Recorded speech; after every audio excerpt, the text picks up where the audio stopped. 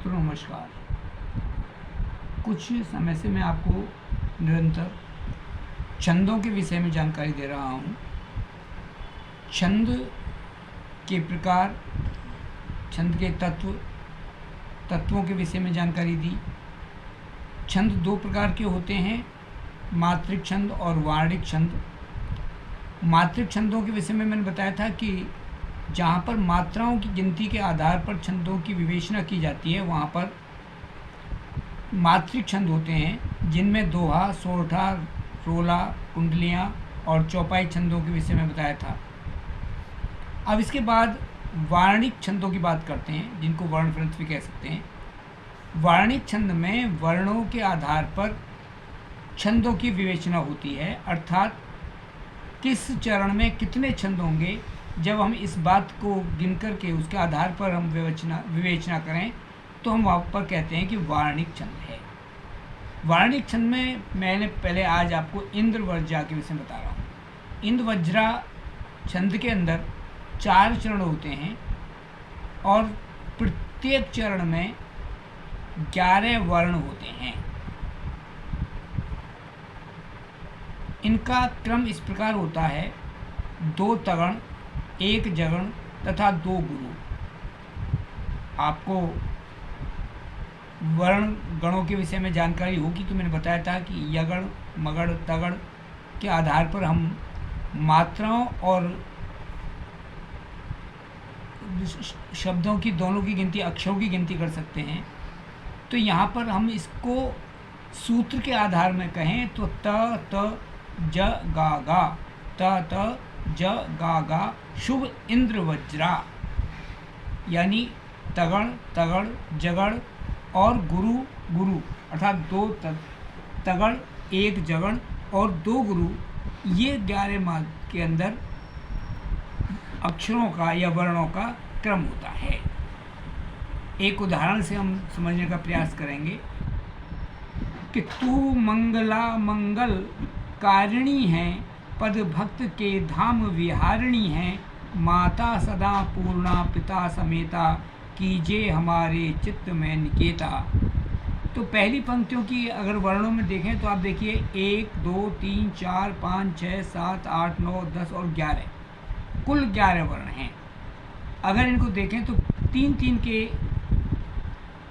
क्रम में इनको लें तो पहले 3 में तू, मैं, मंग और ग ले। तू, मंग, ग 3 अक्षरों को लें तो तीनों में पहले में गुरु, फिर गुरु और फिर उसके बाद गे में लघु। तो 2 गुरु और 1 लघु मिला करके ये 5 मात्राएं बनी और इनको हम कहेंगे तगड़, क्योंकि तगड़ का क्रम होता है 2 गुरु 1 लघु। उसके बाद ला, म, ग, तो 1 गुरु है, दूसरा मंग में गुरु है और ले, गे जो है वो लघु है। तो ला मंग, इसमें गुरु गुरु लघु, अर्थात ये भी तगड़ हो गया। इस प्रकार 2 तगड़ हो गए, तुमंग और लामंग, ये दोनों में तगड़ हैं। उसके बाद ले, का, री, इन 3 अक्षरों को मिलाएं तो ल में लघु, का में गुरु और री में लघु। इस तरह से लघु गुरु लघु, और जब लघु गुरु लघु हो गए, 4 मात्राएं होती हैं तो वहाँ पर जगड़ होता है। जगड़ का सूत्र आपको ध्यान होगा, जभास, ज भा स, यानी पहले लघु फिर गुरु और फिर लघु। जहाँ पर इस प्रकार मात्राएं हों वहाँ पर होता है जगड़। तो 2 तगड़ हुए, 1 जगड़ हुआ और बाद में री और हैं, दोनों में गुरु है।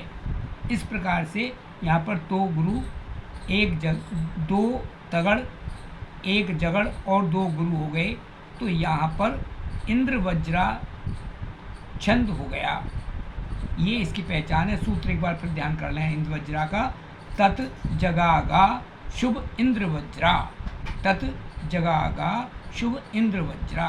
तो इस आधार पर 2 तगड़, 1 जगड़, 2 गुरु जहाँ हो वहाँ पर इंद्र वज्रा होता है।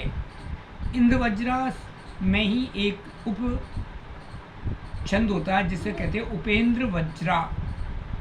उपेंद्र वज्रा। इसमें भी 11 वर्ण ही होते हैं, किंतु क्रम इस प्रकार होता है कि जगड़ तगड़ जगड़, यानी यहाँ पर 2 जगड़ हैं लेकिन एक साथ नहीं है। पहले जगड़ है, फिर तगड़ है और फिर जगड़ है। देखिए, जिस समय इनकी मात्राओं को ध्यान करें इन अक्षरों के आधार पर, तो हम ध्यान कर लें। जैसे जगड़, जगड़ का मतलब है जवास, यानी पहले लघु फिर गुरु और फिर लघु। तगड़ यानी ताराज, यानी गुरु गुरु लघु। तो जगड़ में 4 और तगड़ में 5 मात्राएं होती हैं। अब इनका एक उदाहरण देखें।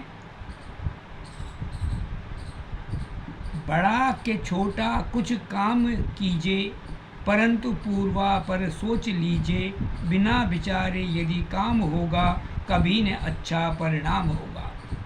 तो पहली पंक्ति में ही हम अगर देखें तो कुल अक्षर 11 हैं।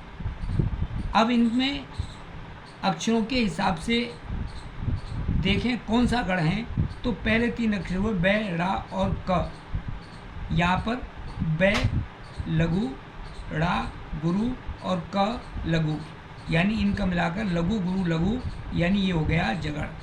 फिर छो टा, दोनों में जो है गुरु है और कु में लघु है, तो 2 गुरु और 1 लघु हो गए, तो यहाँ हो गया तगड़।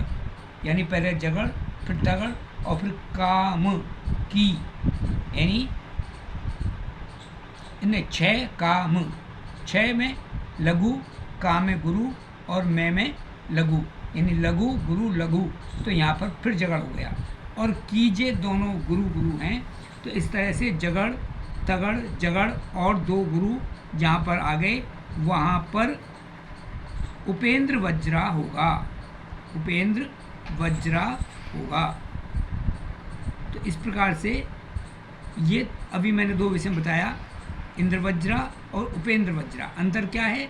इंद्र वज्रा में 2 तगण 1 जगण और 2 गुरु, और उपेंद्र वज्रा में जगण तगण जगण और 2 गुरु। इस प्रकार से हम इंद्र वज्रा और उपेंद्र वज्रा के बीच अंतर कर सकते हैं।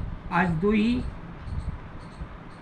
छंदों के विषय में बता रहा हूँ, इसके बाद में अन्य कुछ वार्णिक छंदों का वर्णन फिर किया जाएगा। आपने वीडियो को सुना, आपको पसंद आया हो तो मेरे चैनल को सब्सक्राइब करें और लाइक करें तथा शेयर करें।